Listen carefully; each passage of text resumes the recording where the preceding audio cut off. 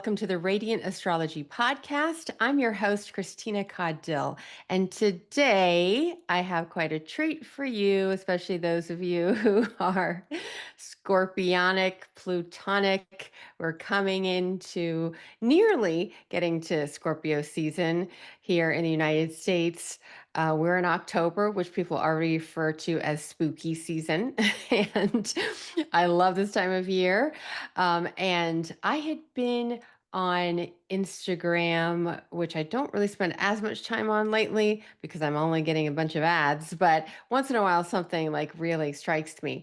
And my friend and colleague, Margaret Gray, the astrologer and psychotherapist, who I actually had on recently, I saw her doing a little snippet on betrayal and astrology. And I thought, ooh, what a deep, juicy topic to cover, especially now for those of us with, scorpionic planets. I have a stellium in Scorpio. I'm always interested to know more about those topics that really affect us, but that we don't always spend time reflecting on it, talking about openly, especially.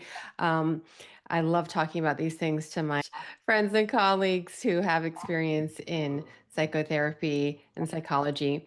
So I'm very happy to welcome back to the podcast Margaret Gray from Astrology and Relationships in the Center for Psychological Astrology. Welcome, Margaret, back to the podcast. Thank you, Christina. Thank you so much for having me back. I'm delighted. And I've got a fairly Plutonian chart, so it's one of my favorite topics to talk about. And we have the Scorpio Moon connection, which is really fun too. That's why we have such deep conversations.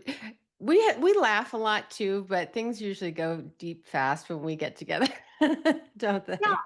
got the same kind of dark scorpionic humor. And I think there's something about Scorpio moon because of the nature of the moon that really connects people. And I think when Scorpio moon people connect, they're loyal for life, really. It's like we've got each other's backs. And it's something, notice out there, if any of you out there have Scorpio moon, check out if you've got friends that you're close to who have Scorpio moon. It's a very different connection. Yes, and Scorpio moon with Scorpio sun or those, and I have so many friends with Venus and Scorpio, like I have myself. And so this is a time of year I feel like it's time to celebrate our scorpionic nature that usually is kind of hidden in the deep dark corners of our psyche. And before we get started, for those who are new to you, Margaret, can you give us just a little snippet about your background and your expertise with astrology and psychology? Sure. I started off as a psychological astrologer and then became really a relationship astrologer. And I would say that's kind of really where I'm at now. And then I co-founded the Center for Relationships and Astrology, which was just called Relationships and Astrology in 2016. And now I run it entirely with my colleague and business partner, Dale. The two of us run it. I do the teaching and she does more the back end. And we're very excited. We just launched the Astrology of the Heart four-step relationship astrology certification program. So we're very excited. It's quite an adventure. I'm also a psychotherapist and I work a lot with couples. I forgot that. I got so excited about the relationship astrology bit. Well, I love that because, astrology can be so fascinating and it can be very helpful on its own, but to have the additional experience and training of how to help people in other ways and have many tools and many processes for people, to sort of get out of the funk that they may find themselves in. I think that's incredibly valuable. So thank you so much. I'm so honored that you would join me on the Radiant Astrology podcast. So let's approach this big topic, betrayal. Um, I often see that, this archetype of Pluto, Scorpio, eighth house, that's one of the main themes, when we think of sort of the key themes. Because when we think of deep bonding, that's also a key theme, but if that goes wrong or if that is ruptured some way, it says there's nothing, there's no more, there's no more deeper kind of pain than when you feel betrayed by someone who you entrusted, whether it's entrusted your heart or your body or your livelihood. So, how do you think we should first kind of start approaching this big theme of betrayal, Margaret? Well, I think to start with, really to think of that betrayal means something different to each of us. To some people, betrayal is, for example, in a monogamous committed relationship, betrayal could be that somebody is fantasizing about somebody else. So it could be betrayal of mind or emotions, or it could be that somebody has a strong, even friendship connection with somebody else that is platonic. For other people, betrayal means in a partnership means purely if they have physical contact. What is physical contact? Holding hands, kissing, having sexual intimacy. So we have to look at what betrayal means, and also the wider concept of betrayal, that we can feel we have been betrayed in any relationship, and most likely we all will during our lifetimes. So betrayal in our families, betrayal between siblings, with parents, betrayal in work situations, betrayal of, even simple plagiarism can be seen as a betrayal of trust. So there's betrayal on all levels, to the level even of, kind of on a spiritual level, of people who feel betrayed by God, or betrayed by whoever their spiritual deity is, betrayed by their faith, betrayed by life. Some people get very cynical, and towards the end of their days, they feel like they got betrayed by life. But I think the biggest betrayal ultimately is when we betray ourselves. And I think that's so important to consider, that when a betrayal happens from somebody else, that we experience that as a betrayal, do we then blame ourselves and say, I really knew that, and I should have known, or I should have done something, so I've betrayed myself.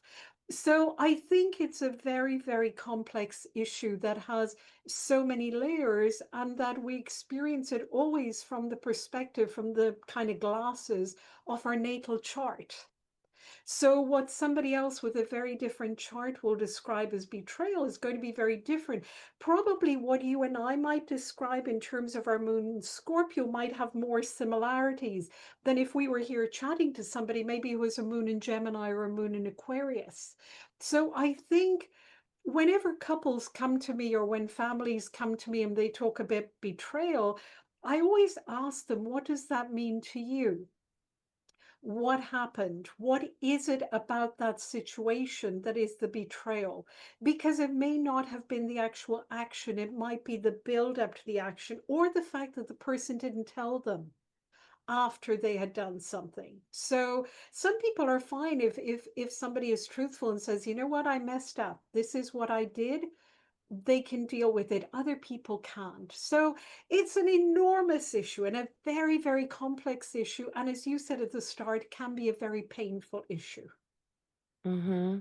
And it makes me think of, when, say, someone claims that someone betrayed them, that's almost like there's obviously a story behind that, right? It's not like a dramatic something versus, say, if, say it's an emotional betrayal, like my partner was being more intimate, emotionally intimate with somebody else, and I feel betrayed versus maybe somebody with, like you said, a different style of natal chart or a different moon sign, maybe moon in Cancer is just like, oh, I feel harmed, or I feel hurt, or I feel, ignored, or something like that, versus betrayed, which really has that sort of dramatic connotation behind it, doesn't it?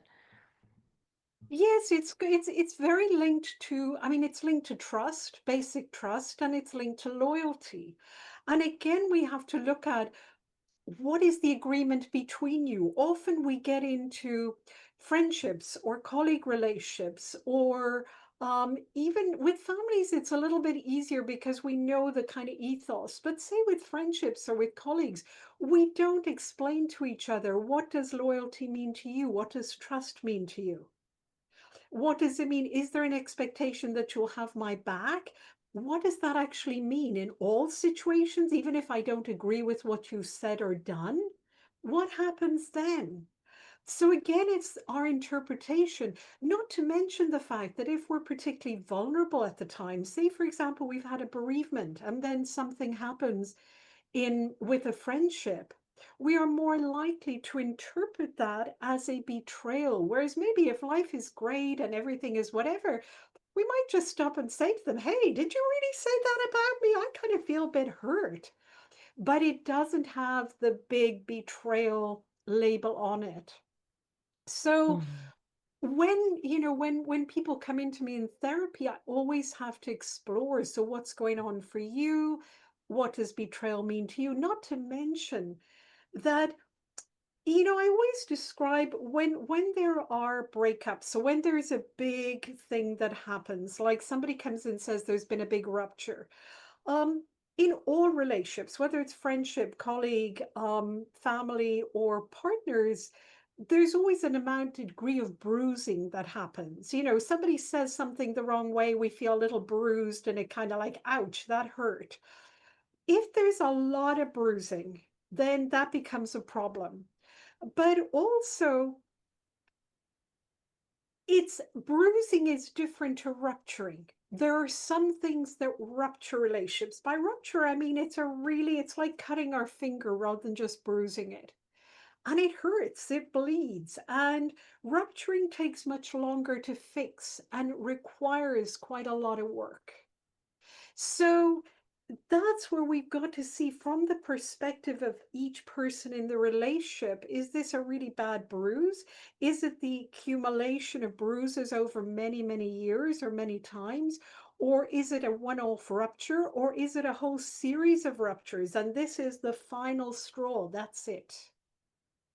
That's interesting because I think of my other Scorpio moon friends that they get it, if they're the person you can go to say, "Oh my God, can you believe what this other person did? How they were disrespectful to me or whatever."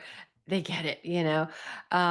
And you can't always have those real, that same kind of viewpoint with someone who doesn't share, the same kind of like perspective.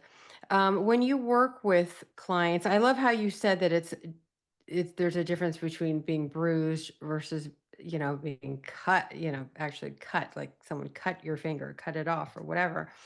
And the difference in the type of repair that would need to happen is the first step. It sounds like the first step is finding out maybe what the assumptions are in a relationship, because we'd never get into a friendship or any kind of relationship, maybe other than a marriage where there's actually an actual kind of contract. But even that, there's gray areas and there's assumptions. I would even say, especially with friendships. I mean, I feel like friendships can be some of the deepest relationships we have. And, those can we can feel especially harmed if there's, some kind of betrayal. Is that sort of the first step in finding out where everyone is what's the assumptions that underlie the relationship or that underlie, what happened in this circumstance? Absolutely. I think we always make a lot of assumptions. We all have our framework of what friendship means, of what family means, of what partnership means. And we kind of go through our life with those assumptions, what a good neighbor is, what a community member is. Then when people behave in a different way, we get kind of shocked or hurt or upset. But all they did was they didn't live up to an assumption that they didn't even know existed, or vice versa, which is why communication is so important. That we are clear with people, and that we're like, when we're making friends or as we get to know people, to say, hey, what's your assumption? What does trust mean to you in this friendship? So, for example, when a friend says something, are they saying it in confidence, or are they happy for that to be shared? And automatically, I always say to my friends, if it's anything personal that I'm sharing with them, I'll always say, please keep this to yourself. And I'll say, not because I think you're going to go and say to anyone else, but because for you, maybe this wouldn't be something private, but for me, this is something really personal. And they're like, oh, absolutely. Thank you for telling me that, because I might have inadvertently shared it. So Mm. it's all about communication. Don't assume the other person functions like you do, or that trust means the same thing and that loyalty means the same thing. And I mean, in intimate relationships, that's compounded by so many factors like our expectations, our attachment history, our communication style. And the expectations are huge. I mean, we put so many expectations into intimate relationships. It's like, we even say it, this is my person. What do you mean you're a person? It's like, do they belong to you? You've bought them. It's like and then when they do the slightest thing, it's like, I'm betrayed. They don't love me anymore. So it's like so much is put into that rather than like, they're a human being. They're walking by my side, but they're still their own person and they're doing the best they can. So I think this is one thing that's also very important. If people have had a lot of trauma in their life, the assumption when somebody does something is they're doing it on purpose and they're hurting me on purpose and they don't care. When somebody has not had so much trauma, the assumption is they're doing the best they can and they messed up. That's a whole different approach to somebody, because if we assume that they've done it to hurt us, we're going to go on the attack and then it's war. If we assume that they've done their best and made a mistake, we'll probably approach them and say, hey, just to let you know, I'm kind of hurt by that. That really hurt me. And if they've made a mistake, they'd be like, oh my goodness, I'm so sorry. That was not my intention. And then it gets resolved. So a lot depends also on people's childhood and people's past, on how much they've resolved. That's interesting. It makes me think of when we first got on the call, and you had said, "Is it okay if we talk about that we both have Scorpio moons?" Because some people don't like to reveal that, especially Scorpio moons. And Yeah. but anyone who listens to this podcast, or I feel like they're part of the fam. They're part of the family. So, and I think some people may think, because some people are very sensitive about that I found out also sort of accidentally or whatever, because in my mind as an astrologer, I don't think of, not that I want everybody to know my whole chart, obviously, because it's personal to me, but I'm not that secretive about it. But there actually are people out there that I've run into, other astrologers, that just do not want to reveal, even to colleagues or friends. They do not want to reveal their chart, for various reasons. And it's interesting to see how someone might think, if I didn't check with them, that, oh my gosh, what is she doing? She's trying to hurt me. She's trying to expose me. Versus, I literally wasn't even in my in my way of thinking that someone would want to hide their chart, because we all have our chart. To me, one of the few things I'm not sensitive about, but I certainly have my sensitivities. So I like how you said that it's worth it to really, to at least at first, of course, depending on the circumstance, come from it as that person isn't intentionally trying to harm me, or at least question, where did this come from, and let them know, did you know that this kind of thing kind of hurts me, or it would hurt me if you didn't check in with me first before sharing my chart or whatever. Yeah, I think it depends on whether we see the glass half full or half empty. And that depends on our experiences. And with experiences of trauma, it's easy to assume that the glass is half empty and that we've constantly got to protect ourselves. And there's that sense of like, I'm being attacked. It comes up so easily. And for very Plutonian charts, there can be an element of that, but a little bit different also, because very Plutonian charts have such an instinctual sense of danger. It's like the antenna with very Plutonian charts is that we feel and spot and smell the danger miles away. So it's not that we're paranoid, it's that actually we see the reality. Whereas charts that are not so Plutonian, they're more skipping along happily and they don't pick it up. So they're like, what do you mean the world is dangerous? The world is great, it's fine. So again, it's a different perspective. So it may not just be from childhood, although often Plutonian charts experience Plutonian experiences early in life. It's part of the learning for a Plutonian chart and it's part of the resilience. But it just means that there is that tendency to see the danger before seeing the good stuff. So it's like, what do you see first? Do you see the great stuff or do you see the danger? So do you check people out? And if we do have Plutonian charts, we don't need to change them. We just need to be aware and communicate and say, hey, these are the things that really freak me out. And these are the things that really hurt me. And why don't you tell me what hurts you, what freaks you out? And so we know that. Mm. Um, and the other thing with like Plutonic, Scorpionic sort of archetype that makes me think of is this phrase, you're dead to me, right? It's like if they feel betrayed, the first instinct tends to be there's no coming back from this. And one of the things I had at one point put together is Pluto is like a planet of ice. It is like almost solid ice, and it's that kind of that sense of that coldness. Like a lot of times Plutonian types, if they've been betrayed, um they're almost as like, there's that deep bonding until there's a betrayal and there's almost no going back. I mean, at least in their mind. And that could just be a story, and perhaps there's a way to thaw that cold icy heart at some point. But what do you see in terms of, that element of, like, if you hear, in a couple or in a client work, like they're dead to me, or there's just no coming back from this. I live in Ireland where how people express anger is often through passive aggressiveness and through silence. Being in the house, sharing homes with their partners, with their family, and not speaking to them for 30, 40 years. I mean, incredible stories, which is a form of torture, which is a form. But behind that, there's so much pain.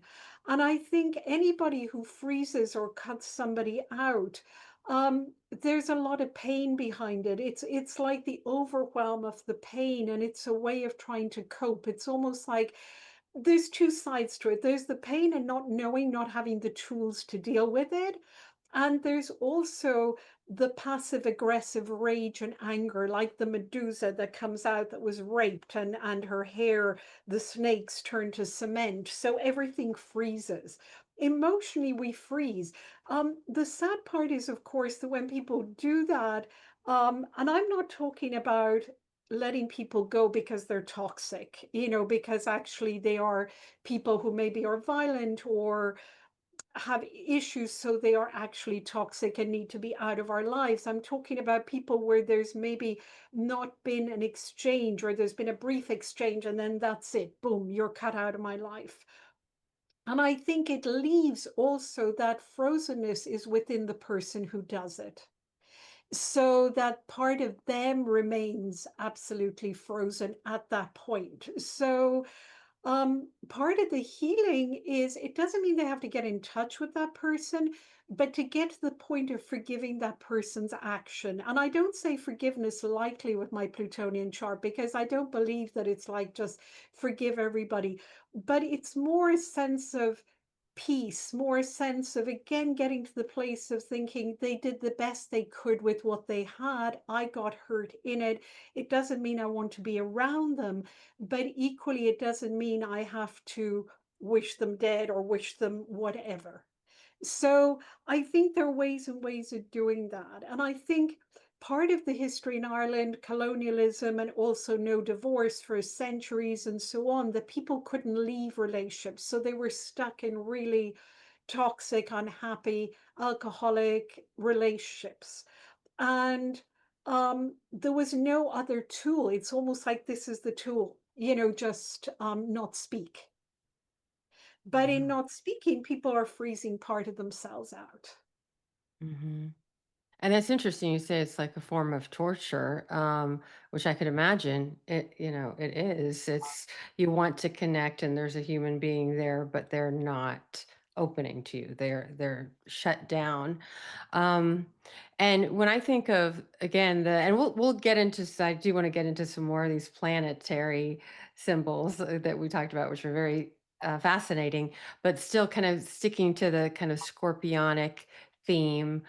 Um, it seems like when Scorpio, sort of the story of Scorpio can be the unconscious is very much alive, and Pluto, right, is very much about unconsciousness. So maybe even the person who is feeling betrayed, maybe it's a story from their childhood, like you said, from experience with their parent or trauma or danger that it's unconscious to them, right? I mean, is it oftentimes you feel like you in a very obviously a sensitive way need to help them uncover what the source is of this trauma so that they can see that maybe, okay, someone did do something to harm them, but it's not the same thing that happened before that was indeed a trauma. Yes, I think that is part of the healing. I think part of the healing is recognizing this was done to me, which is not okay. So that behavior was not okay and I got hurt. But the extent of the hurt, is it purely about this behavior or is it what's triggered in me? A little bit like bereavements that, if we get incredibly distraught about a bereavement, if we haven't dealt with prior bereavements, the distraughtness is going to be about that as well as about the current one. Doesn't take away from the pain of the current one. That's absolutely yes. But there's also the prior experiences. So it's really in therapy helping people to unpack, to unravel what is the emotion about this situation and what are the emotions, what has it triggered from the unconscious realm in people that maybe goes way back and also could be also partially inherited trauma from parental issues that the parents never resolved. So there's a lot to kind of unpack and look at. So I think betrayal is a doorway really into our psyche. It's a very painful doorway, but it's a doorway that can be incredibly enriching because it opens up so much for us. Mm. And so when you were talking about betrayal of the self, can you explore that a little bit more? Like, what does that look like? And is that something that's usually sort of tangled up in the whole story of being betrayed by someone? I think that sometimes comes up in couples where couples maybe have known that they weren't happy for quite a long time, but they continue to kind of stay together and maybe one sacrifice their career or their interest or parts of their life. And then the other person is the one who leaves the relationship. And then the person who's left gets so angry, but their main anger is that actually they betrayed themselves along the way. They betrayed who they were, they betrayed their own truth. Maybe they find out that their partner has a substance abuse problem, which they always knew all along. And then it's like suddenly they feel betrayed because it's very obvious, but actually they knew all along. So it's again that betrayal towards the self, that putting up with bad behavior, that knowing that something was amiss, but yet not quite being able to do anything about it. So I think that's one aspect where there's betrayal of the self. I think the other interesting thing about betrayal is that we assume that betrayal is about us. We assume that the person who betrayed us is doing, and they are doing something that impacts us. But the person doing the betrayal, it's about them. It's about how they are in the world. It's about how they operate in the world. It's about how they function in the world. So, in a way, it's almost, our human narcissism that we always assume everything is about us. Somebody looks at us sideways, we assume we've done something or it's about us. They're just having a bad day. So I think part of the helpful thing of therapy is to help people unravel, and with astrology as well, to remember that we each have our own chart. We're each our own person. We come from our chart. The other person comes from their chart.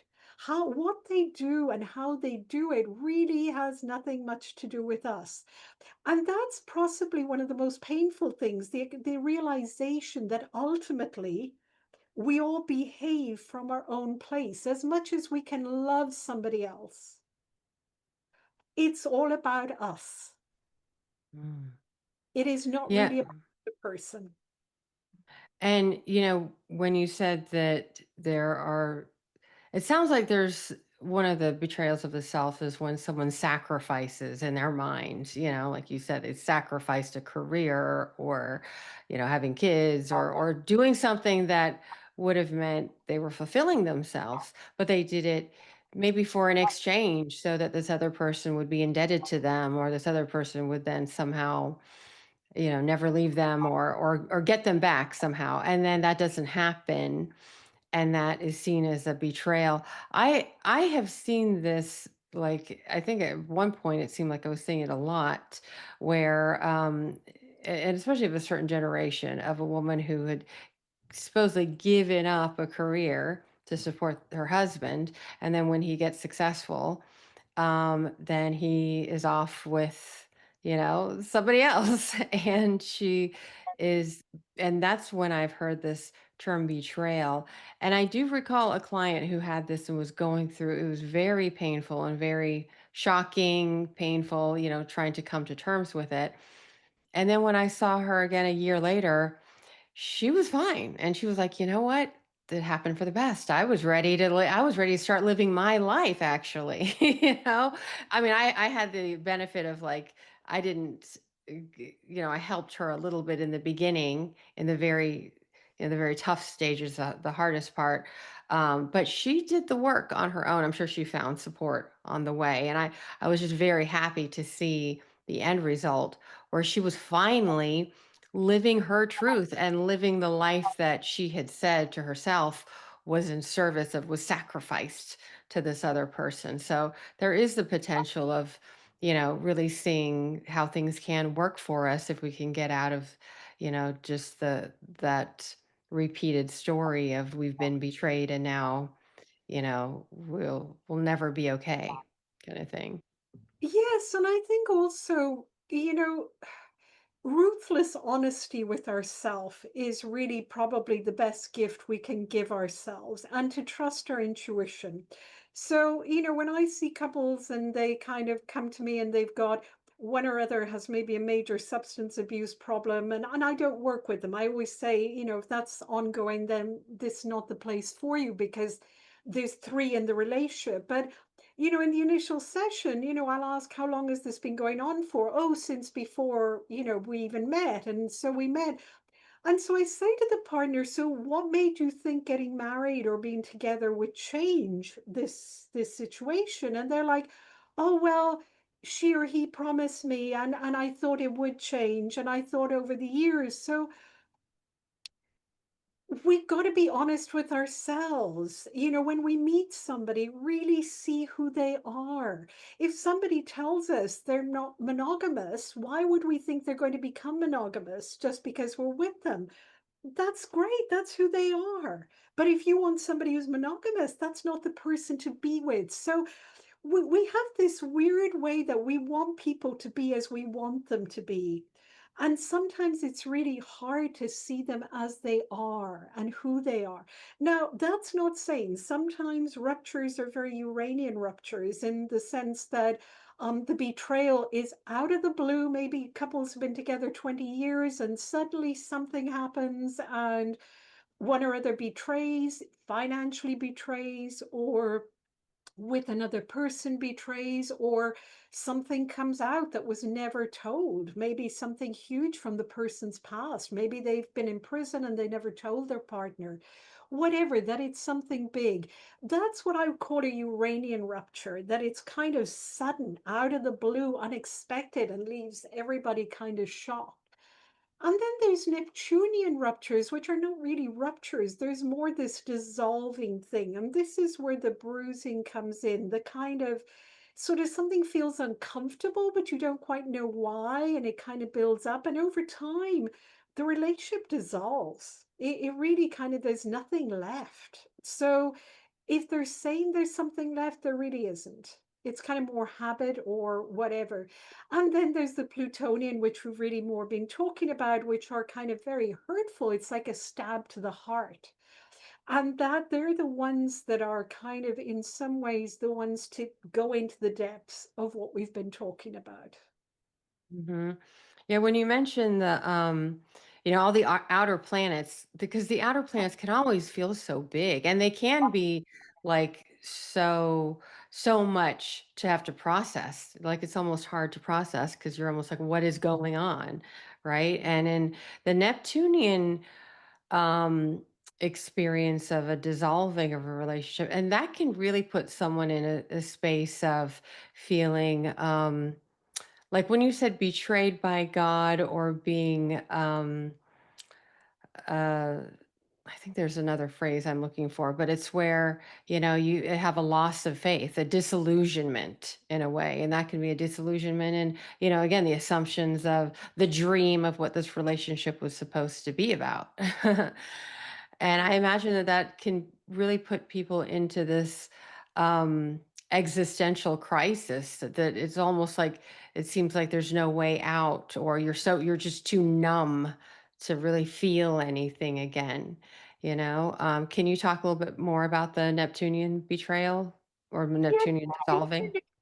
dissolving is kind of an interesting one because it happens over time. It's like it can be an erosion or it can be a dissolving. It can be like you put a sugar cube in water and it dissolves. And it's almost like, a couple or friends can look at each other one day and think there's nothing there. What is there? What do we have in common? Like the kids have gone, maybe if they had kids, and there's just nothing there. And think, what did we ever have together? And of course, for some people, there can be finances, housing, all kinds of stuff that keep people.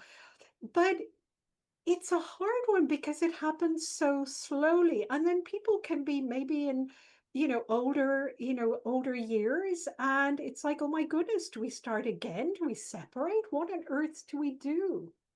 Other times the dissolution is more through, and it can happen for one person and not the other, that things happen gradually, a bit like the bruising over time, that the love gets eroded, that maybe there was a lot of love there, but it's gradually, it gets sort of, it just dissolves, it goes. And that can be because the person themselves has changed, or it can be because the dynamics in the relationship kind of undermined the person, didn't support the person. Again, it depends on the signs in the chart. Very earthy chart need concrete proof of care. Very watery signs need more of that empathy. Airy signs need a lot of communication and connection, but at a more cerebral level. It could be across the planet, but why didn't you text me? We usually text 20 times a day. It's like, whereas an earth sign is like, who cares whether you text me or not? I want to see you. I want to hug you. I want to have dinner with you. So we all come from our chart, and the elemental balance says a lot about what matters. Mm.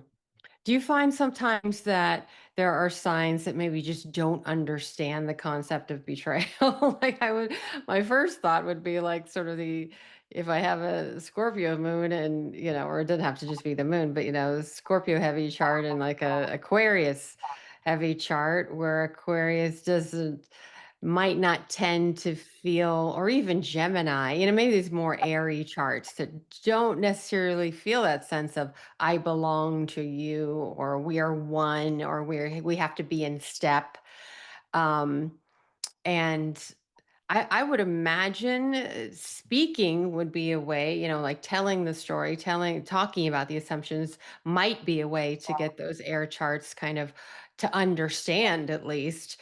But if the scorpionic or, water chart is like not going to speak, not going to tell the story, then they're just hurting, the potential of that repair, it sounds like. And I think also another thing, we're back to trust. For a very airy chart, trust is kind of almost like once you decide what that's based on, or what do you expect from me, what do I expect from you, it's like for the very watery chart to then ask them, well, where have you been and what time did you come home and where are you going? Whatever is like, don't you trust me? Because, it's like we have this agreement. We talked about it. It's resolved. The watery chart is, but I feel like you're distancing from me. I feel like so that's where also there can be, then the air chart can start feeling controlled. And it's like, oh, this feels sticky and controlling, whatever. And the watery chart feels abandoned. And it's like, oh, you don't care and you don't love me and you're betraying me and you're not loyal to me. This is where so much confusion can happen and assumptions can happen. And that's where astrology is great because we can describe the charts to them and we can say, look, your moon needs this reassurance, your moon needs this freedom, or your chart needs this and your chart needs that.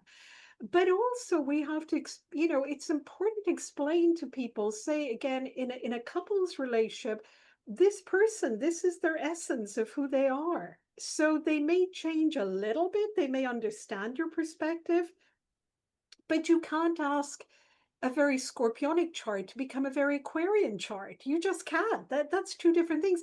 And probably it's why they fell in love in the first place, because they're different.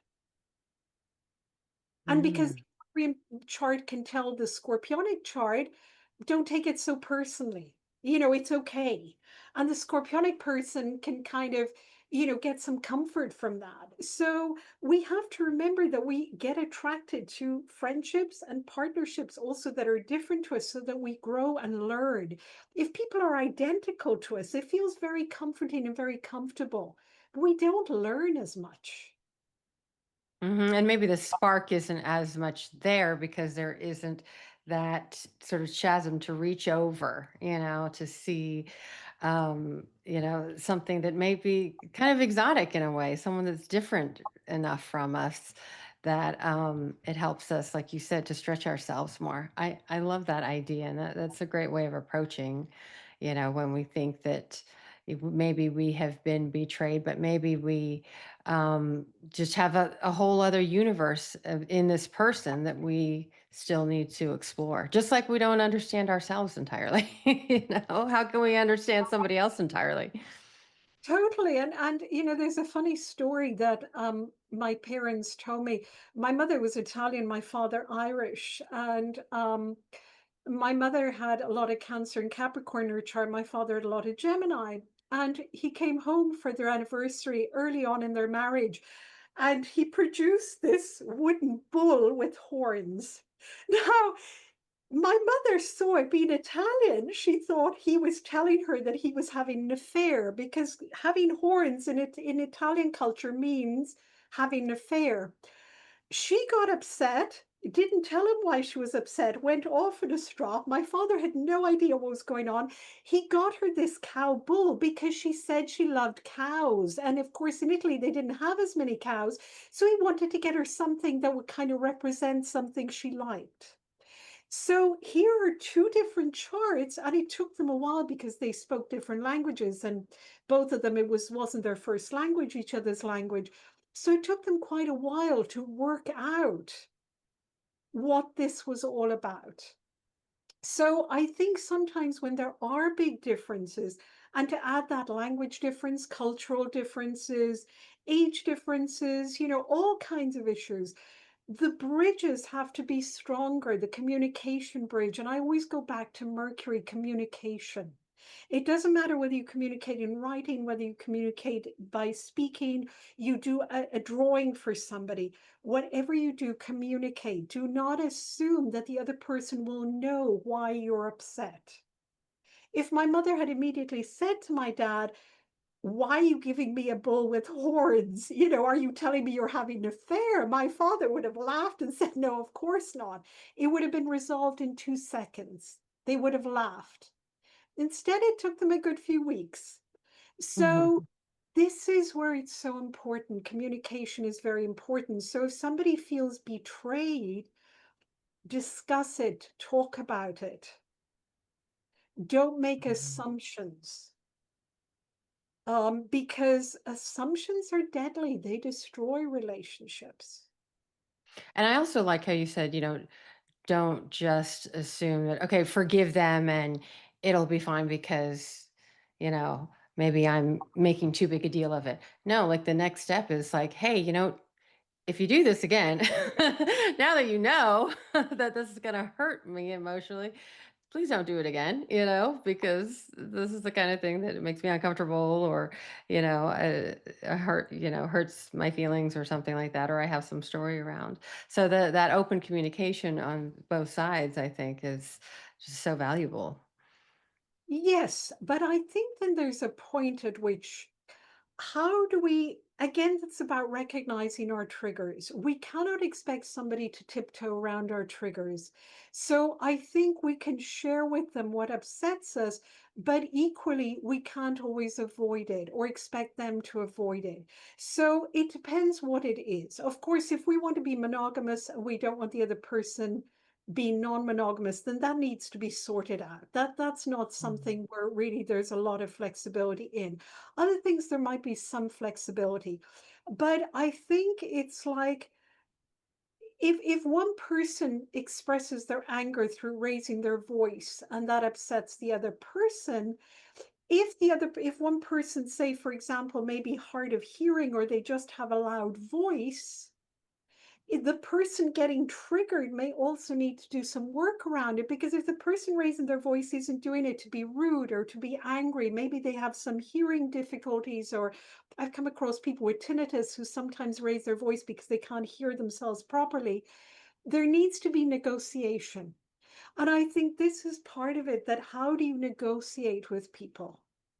And if somebody has a lot of triggers, they're going to be offended by everything. So the other person, that's not going to work well in any relationship. So I think our own individual work is working on whatever gets triggered in us. Mhm. That is our responsibility. Now, then we can more clearly say that behavior is not okay. That's where Saturn comes in and says, this is my boundary. This is who you are, this is what you do, but this is my boundary. And at different points in life, we have different boundaries because there are different things that actually we can't tolerate because we may be more vulnerable.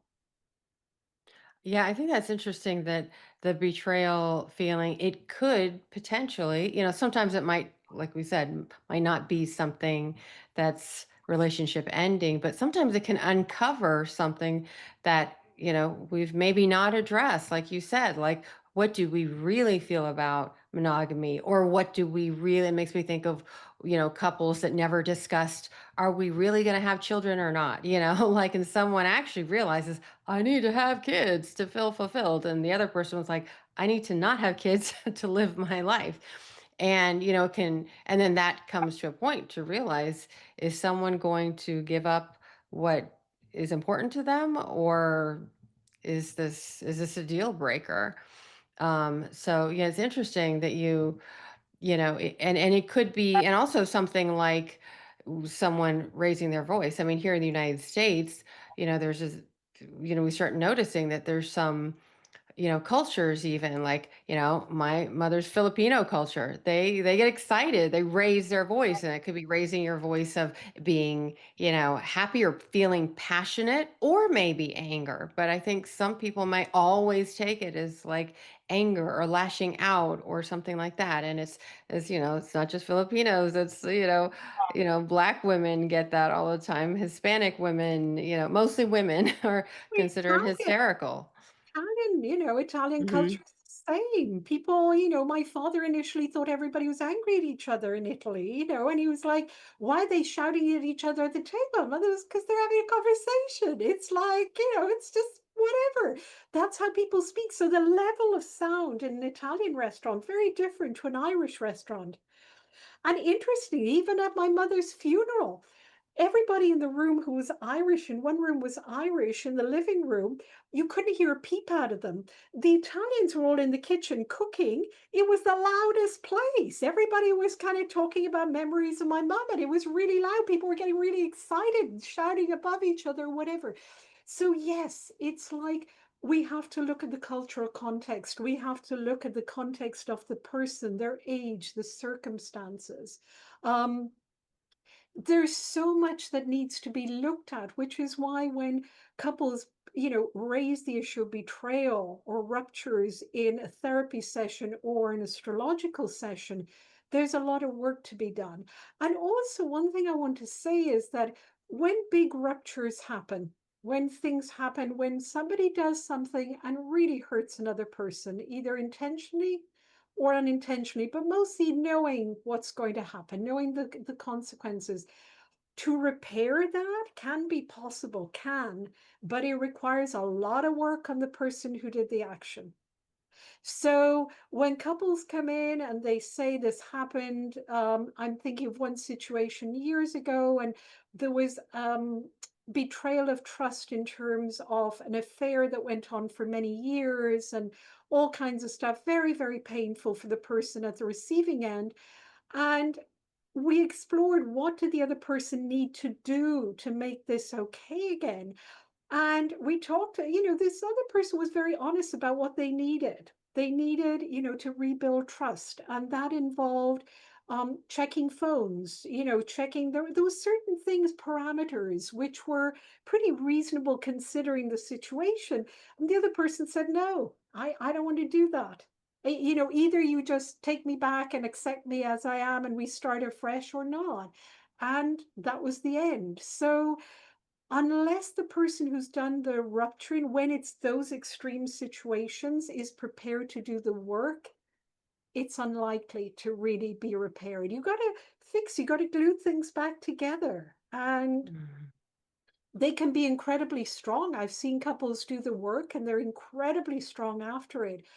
But a lot of work has to go into it, emotional work, practical things like being accountable in terms of time and so on.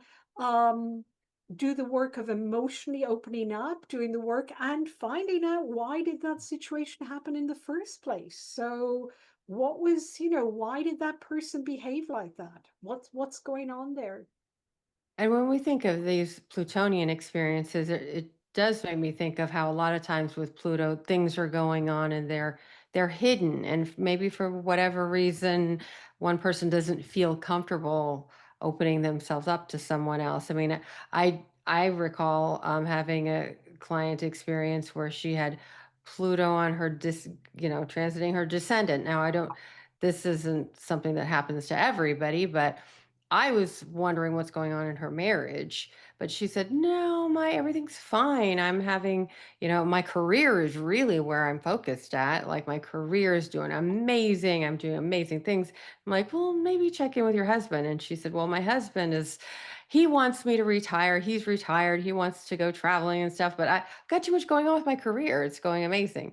And I kind of thought, maybe the nature of the marriage or relationship, there's something that may be changing there, may be necessary to transform. And as soon as Pluto was retrograde on the descendant, as soon as it turned direct right on the descendant, she found out her husband had been having an affair for several years. And that was that reveal, and of course that can be one of those really tough Plutonic reveals of things that were hidden. In a way, I could hear that he was trying to indicate to her, I need something. I need a wife. I need someone to travel the world with me. I'm retired now. I want to live my life. But she wasn't hearing that or seeing that because her focus was elsewhere. And again, I'm not saying that anytime you have Pluto on your descendant, the same thing's going to happen, but just the nature of that, something about ready to, like a Pluto, they say can be like a volcano, about ready to burst. are about ready to spew the volcanic, energy. And, it can feel like a betrayal because, as they say, a lot of times it's not the crime, it's the cover up. And it's the all that went into that cover up that can feel like that betrayal. Yeah, I think absolutely. I think, and with Pluto going over the descendant natally, we know that there's a deepening that's required. There's a deepening of the relationship. There's a deepening of our interaction in the relationship.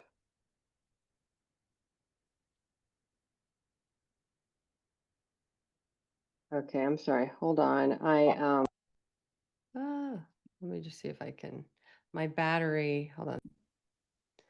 Well, this has been such a fascinating conversation today, Margaret. Thank you so much for sharing all of your experience and wisdom and insight into this very deep topic of betrayal. So, if you want to learn more about psychological astrology, I highly recommend joining Margaret's Astrology of the Heart course. And you can still get in. It's a 4-part course. Part 2 is about to start October 12th. Margaret, can you tell us a little bit more about this course that you have going on? Sure, it's a relationship astrology certification program. So, if you're somebody who already has a little bit of knowledge about astrology and you want to specialize in relationship astrology, or if you'd like to learn more about how you can use the tool of relationship astrology in your own life, do join us. The actual certification program closes tomorrow evening on Saturday evening because we start step 2 on Sunday. So really Sunday morning is the latest time you can buy the whole certification bundle, the course as a bundle. But you can of course join any of the steps individually. Step 1 is a package recording you can buy. Step 2 is live online. As I say, you need to join by probably Saturday evening. And then step 3 is going to be, step 2 is all about synastry and composite charts. So do come and join us with your own synastry and composite charts.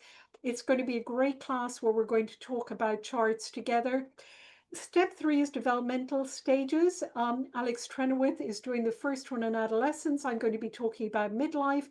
And Aleo and Carol are going to be talking about all the other planets to do with developmental stages and how they impact relationships. Because I mean, having a relationship in our 20s very different than having a relationship in our 60s or 70s. So that's helpful. And step 4 is a wonderful assortment of classes from different astrologers like Anne Ortley and other astrologers.